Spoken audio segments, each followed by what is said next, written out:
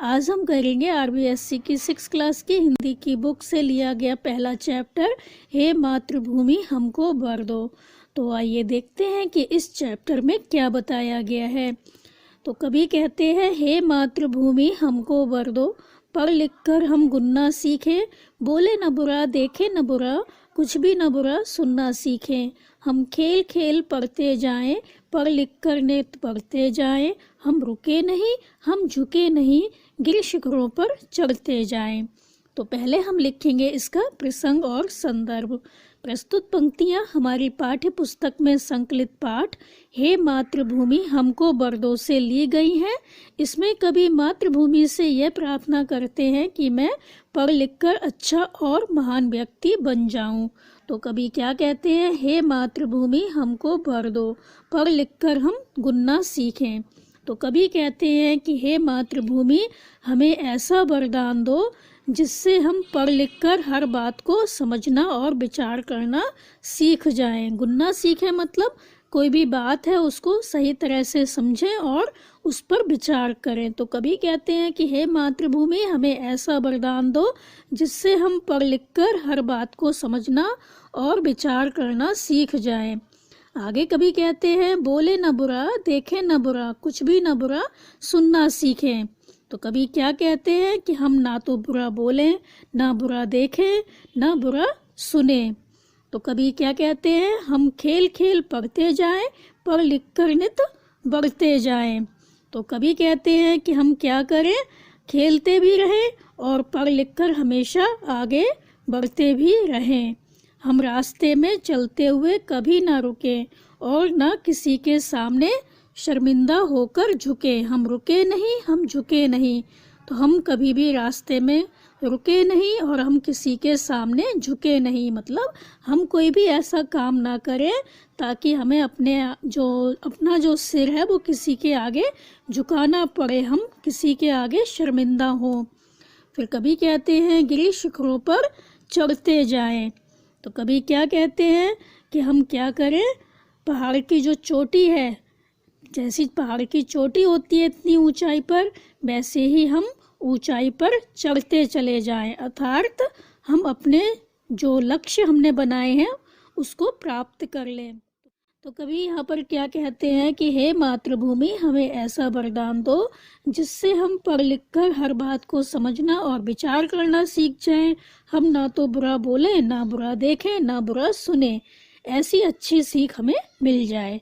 हम खेलते भी रहें और पढ़ लिख कर हमेशा आगे बढ़ते भी रहें। हम रास्ते में चलते हुए कभी ना तो रुकें और ना किसी के सामने शर्मिंदा होकर झुकें, बल्कि पहाड़ की चोटी जैसी ऊंचाई पर चढ़ते चले जाएं, अर्थात हमारा जो लक्ष्य है हम उसको प्राप्त कर लें। कभी आगे कहते हैं, विघ्नों से कभी न घबराएं, सतपथ को कभी न छोड़ें हम, बाधाओं पर बाधा आए बाधाओं का रुख मोड़े हम, क्यों बने फकीर लकीरों के नित नए सपन, बुनना सीखें, हे मातृभूमि हमको वर दो, पढ़ लिख कर हम गुनना सीखें। तो पहले हम लिखेंगे इसका प्रसंग और संदर्भ की। प्रस्तुत पंक्तियां हमारी पाठ्य पुस्तक में संकलित पाठ हे मातृभूमि हमको वर दो से ली गई हैं। इसमें कवि मातृभूमि से यह प्रार्थना करते हैं कि हम पढ़ लिख कर अच्छे और महान व्यक्ति बन जाएं।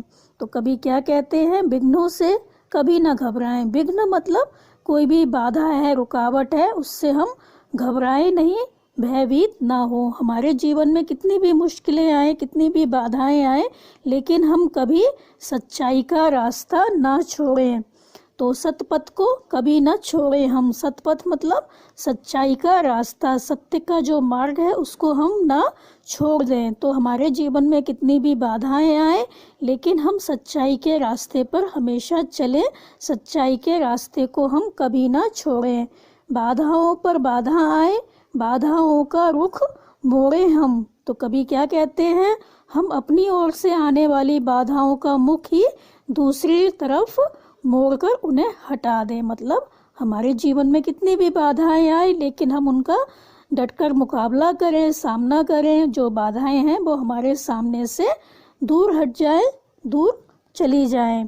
फिर कभी कहते हैं, क्यों बने फकीर लकीरों के नित नए स्वप्न बुनना सीखें। तो कवि क्या कहते हैं, हम उन पुरानी परंपराओं को क्यों अपनाएं जो अब किसी काम की नहीं है। तो ऐसे रीति रिवाज, ऐसी पुरानी परंपराएं जो अब किसी काम की नहीं है, वो हम क्यों अपनाएं। तो हम लकीर के फकीर क्यों बने, मतलब जो पुराने विचार हैं हम उनको क्यों माने। तो हम क्या करें, नित नए सपन बुनना सीखें। तो हम अब क्या करें, हमारे जो पुरानी परंपराएं हैं उनको ना अपनाकर हम नए सपने सजाना सीखें। तो हे मातृभूमि, हमें ऐसा आशीर्वाद दो जिससे हम पढ़ लिख कर हर बात को समझना और उस पर विचार करना सीखें। तो हे मातृभूमि, हमको वर दो, पढ़ लिख कर हम गुनना सीखें। मतलब हम कोई भी बात हो उसको सही तरह से समझें, उस पर विचार करें। तो हमको ऐसा वरदान दो कि हम हर बात को समझें और उस पर विचार करना सीख जाएं। तो कभी क्या कहते हैं कि हमारे जीवन में कितनी भी मुश्किलें आए, कितनी भी रुकावटें आए, लेकिन हम कभी सच्चाई का रास्ता ना छोड़ें। हम अपनी ओर से आने वाली बाधाओं का मुख ही दूसरी तरफ मोड़कर उनको हटा दें। मतलब हमारे जीवन में कोई भी बाधा आती है, हम उसका डटकर मुकाबला करें। हम उन पुरानी परंपराओं को क्यों अपनाएं जो अब किसी काम की नहीं है। हम हमेशा नए सपने सजाना सीखें। हे मातृभूमि, हमें ऐसा वर दो जिससे हम पढ़ लिख कर हर बात को समझना और उस पर विचार करना सीखें। आगे कभी कहते हैं, पाकर आशीष तुम्हारा माँ, आलोक जगत में हम भर दें। हम वीरानों को चमन करें, जो गूंगे हैं उनको स्वर दें। अपनापन सब में देखें हम, मन से विद्वेष मिटाएं हम। पर सुख को अपना सुख माने, पर दुख में हाथ बटाएं हम। जबकि इस सुंदर बगिया से हम सार सुमन चुनना सीखें। हे मातृभूमि, हमको वर दो, पढ़ लिख कर हम गुनना सीखें। तो पहले हम लिखेंगे इसका प्रसंग और संदर्भ की प्रस्तुत पंक्तियां हमारी पाठ्य पुस्तक में संकलित पाठ हे मातृभूमि हमको वर दो से ली गई है। इसमें कभी संसार की भलाई करने की अपनी इच्छा को मातृभूमि से कहते हैं। तो आइए देखते हैं कि इसका क्या अर्थ होगा। तो कभी कहते हैं, पाकर आशीष तुम्हारा माँ, आलोक जगत में हम भर दें। तो कभी मातृभूमि से प्रार्थना करते हुए कहते हैं कि हे मातृभूमि, हे भारत माता, हम तुम्हारा आशीर्वाद प्राप्त करके इस संसार को क्या करें, ज्ञान के प्रकाश से भर दें। आलोक माने प्रकाश, रोशनी, जगत माने संसार। इस संसार को ज्ञान के प्रकाश से भर दें, मतलब चारों तरफ ज्ञान है उसको हम फैला दें। हम वीरानों को चमन करें, जो गूंगे हैं उनको स्वर दें।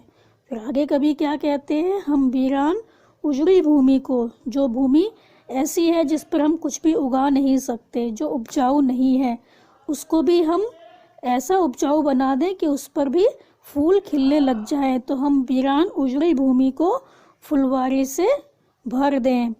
फिर आगे कभी कहते हैं कि जो गूंगे हैं उनको स्वर दें। और हम क्या करें, जिनमें बोलने की ताकत नहीं है, जो बोलना नहीं जानते, हम उनको भी बोलना सिखा दें। फिर आगे कभी कहते हैं, अपनापन सब में देखें हम, मन से विद्वेष मिटाएं हम। सभी में हम क्या देखें, अपनापन देखें, सबको हम अपना समझें और हमारे मन में जो ईर्ष्या द्वेष की भावना है उसको हम मिटा दें। पर सुख को अपना सुख माने। पर सुख मतलब दूसरे के सुख को हम अपना सुख माने, पर दुख में हाथ बटाएं हम। और दूसरों के जो दुख है उसमें भी हम हाथ बटाएं, मतलब दूसरे के जो दुख है उनको दूर करने की कोशिश करें। दूसरे का जो सुख है उसको अपना सुख माने और दूसरे का जो दुख है उसको अपना दुख मानकर उनके दुखों को दूर करने की हम कोशिश करें। तो आगे कभी क्या कहते हैं, जबकि इस सुंदर बगिया से हम सार सुमन चुनना सीखें। तो कभी क्या कहते हैं कि जो ये सारा संसार है, तो संसार रूपी इस सुंदर फूलों के बगीचे से हम क्या करें, जो उपयोगी और अपनी पसंद के फूल हैं उनका चुनाव करना सीख जाएं। अर्थात हम इस संसार से अच्छी अच्छी बातें चुन लें और अपने जीवन में उसको उतारें, जिससे हमारा और मानव जीवन का कल्याण हो। तो हे मातृभूमि, तुम हमें ऐसा वरदान दो जिससे हम पढ़ लिख कर अच्छे और विचारशील बन जाएं। तो कभी यहाँ पे क्या कहते हैं कि हे मातृभूमि हमको वर दो, पढ़ लिख कर हम गुनना सीखें। तो हमें ऐसा वरदान दो जिससे हम पढ़ लिख कर अच्छे और विचारशील बन जाएं, हम जो बातें हैं उनको अच्छे से समझ पाएं। तो कभी यहाँ पे क्या कहते हैं, कभी मातृभूमि से प्रार्थना करते हुए कहते हैं कि हे भारत माता, हम तुम्हारा आशीर्वाद प्राप्त करके इस संसार को ज्ञान के प्रकाश से भर दें। हम वीरान उजड़ी भूमि को फुलवारी से भर दें। जिनमें बोलने की ताकत नहीं है, जो बोलना नहीं जानते, हम उन्हें बोलना सिखा दें। हमारे भीतर, हमारे अंदर ऐसे विचार पैदा हो कि हम सभी लोगों को अपना मान सकें। तो और जो लोग हैं उनको हम अपना बना लें। सभी के बीच अपनेपन की भावना हो, मन में शत्रुता का जो भाव है वो मिट जाए। दूसरों के सुख को हम अपना सुख माने, अर्थात जिससे सबको सुख मिले हम वही काम करें। दूसरों के दुख में हम सहयोग करें, दूसरों के दुख को हम अपना दुख माने, उनके दुखों को दूर करें। संसार रूपी इस सुंदर फूलों के बगीचे से हम उपयोगी और अपनी पसंद के फूलों का चुनाव करना सीख जाएं, अर्थात हम इस संसार से अच्छी अच्छी बातें चुनकर अपने जीवन में उतारें, जिससे हमारा और मानव जीवन का कल्याण हो। हे मातृभूमि, तुम हमें ऐसा वरदान दो जिससे हम पढ़ लिख कर अच्छे और विचारशील बन जाएं।